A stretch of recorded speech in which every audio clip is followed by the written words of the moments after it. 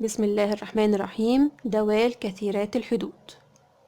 الدالة عندي بتبقى شكلها ازاي؟ دالة السين بتبقى بتساوي ألف صفر زائد ألف واحد سين واحد زائد ألف اتنين سين اتنين يعني سين تربيع زائد لحد ألف نون سين أس نون، حيث دي أهم حاجة عندي، حيث نون تنتمي إلى طه.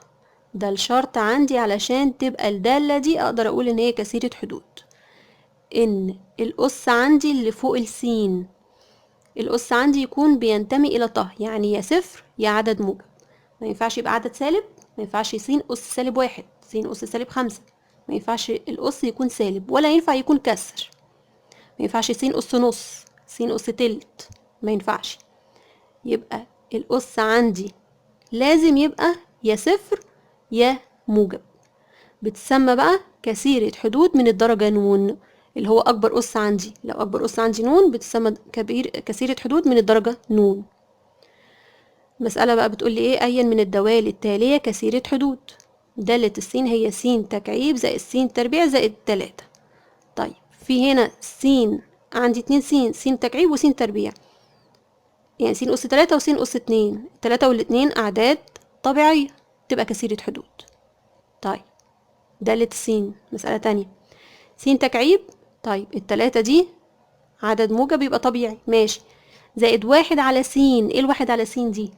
السين تحت في المقام، يبقى علشان ارفعها تبقى في البسط بالشكل الطبيعي بتاعنا، هتبقى س هنا سالب واحد. ما هي س أس واحد لما تطلع فوق تبقى س أس سالب واحد. ينفع عندي أس سالب؟ لأ، تبقى الدالة هنا ايه؟ مش كثيرة حدود، ليست كثيرة حدود.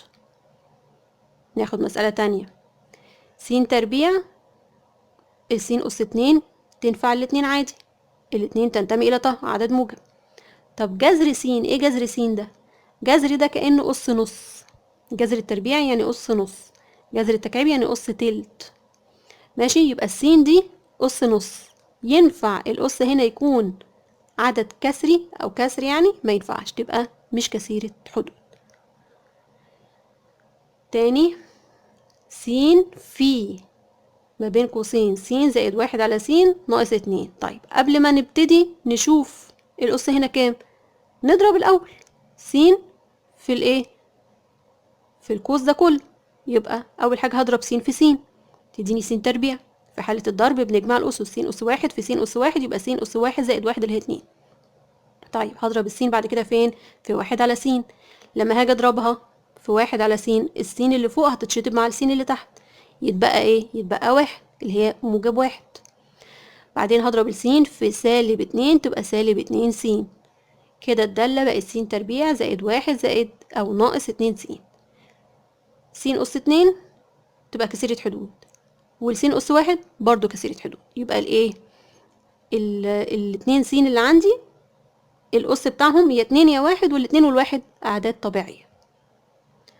دالة السين بتلاتة ناقص اتنين س. اذكر بقى درجة الدالة، هنا عايزين الدرجة بتاعت الدالة. الدرجة هي أكبر أس عندي في الدالة. الدالة عبارة عن تلاتة ناقص اتنين س، يعني عبارة عن حدين، الحد الأولاني مفهوش س أصلا، الحد التاني السين فيه أس واحد، يبقى الدرجة الأولى. يبقى أكبر درجة عندي هي درجة الحد التاني اللي هو س أس واحد، يبقى الدرجة الأولى. طب برضه عايزين الدرجة، س تربيع ناقص القوس س تربيع ناقص تلاتة. طب نفك القوس الأول، سالب القوس يعني كأنها سالب واحد في القوس، أو كأني يعني بضرب سالب في القوس، يعني بغير إشارة القوس كله، اللي موجب هيبقى سالب واللي سالب هيبقى موجب. يبقى س تربيع هتبقى سالب س تربيع، وسالب تلاتة هتبقى موجب تلاتة، كأني ضربت سالب واحد يعني في القوس كله. ماشي، يبقى س التربيع الأولانية دي هتنزل زي ما هي، سالب س تربيع موجب تلاتة، يبقى سالب واحد لما اتضربت في القوس غيرت لي الايه؟ الاشارات بتاعت القوس كلها. س تربيع بقت بالسالب والايه؟ والسالب تلاتة هتبقى بالموجب. دلوقتي س تربيع سالب س تربيع او ناقص س تربيع ضيعوا بعض، يبقى اللي اتبقى موجب تلاتة. طب تلاتة دي في عندي س اصلا مش موجودة، يبقى كأن السين أس صفر، فمش موجودة. طالما السين اللي عندي أس صفر تبقى الدرجة ايه؟ صفر. وفي الحالة دي بنسميها دالة ثابتة، لأن ما عنديش س، ما عنديش متغير، عندي ثابت بس اللي هو التلاتة. برضو عايزين درجة الدالة، س في القوس س ناقص 2 س تربيع، نفك القوس، يبقى هضرب السين في س تديني س تربيع. في حالة الضرب بنجمع الأسس. طيب هرجع أضرب السين في تاني حد اللي هو سالب 2 س تربيع. سالب 2 في 1 بضرب المعامل في المعامل، سالب 2 في 1 بسالب 2. س في س تربيع، في حالة الضرب بنعمل ايه؟ بنجمع الأسس، يبقى س أس 1 في س أس 2 يبقى بس أس 1 زائد 2 اللي هي 3. دلوقتي عندي س تربيع وعندي س تكعيب، أكبر أس عندي اللي هو التكعيب اللي هو 3، تبقى الدرجة التالتة. الحد الأولاني 2 والحد التاني 3، باخد أكبر أس عندي اللي هو 3. طيب إذا كانت دالة السين بس تربيع ناقص 3 س، وره س الدالة التانية اللي مديهالي ره س بس ناقص 3، اوجد دال 5. يعني ايه؟ يبقى بنتكلم على الدالة الأولانية اللي هي دالة السين. دالة السين هنشيل السين ونحطها بكام؟ ب5. يبقى كأنه بيقول لي عوض ب5 فين؟ في الدالة الأولانية اللي هي دالة السين اللي هي بس تربيع ناقص 3 س. شيل كده السين تربيع وحطها، أو شيل السين يعني وحطها بكام؟ ب5. تبقى 5 تربيع ناقص 3 س اللي هي 3 في 5. 5 تربيع ب25 ناقص 3 في 5 ب15.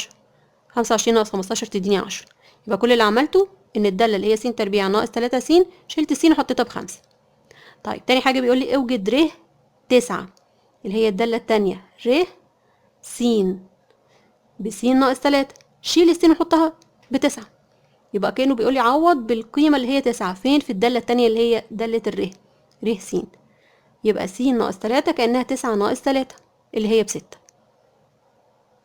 مفهومة؟ يبقى الدالة الأولانية شلناها، شلنا س وحطينا 5، إنما هنا الدالة التانية شيل س وحطها ب9.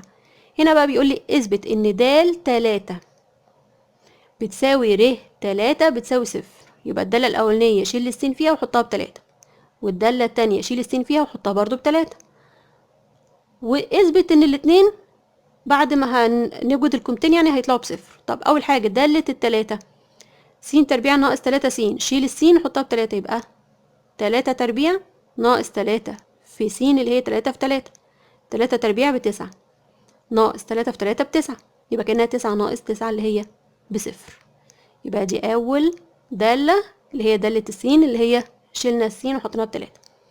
تاني دالة اللي باللون الأزرق ده اللي هي ر س، برضو عايزين نجيب ر 3، يبقى هنشيل السين ونحطها ب3، يبقى س ناقص 3 يعني 3 ناقص 3 بكام؟ ب0. تبقى ر 3 ب0. دلوقتي د 3 طلعت ب0 ور 3 طلعت ب0، يبقى الدالتين قد بعض.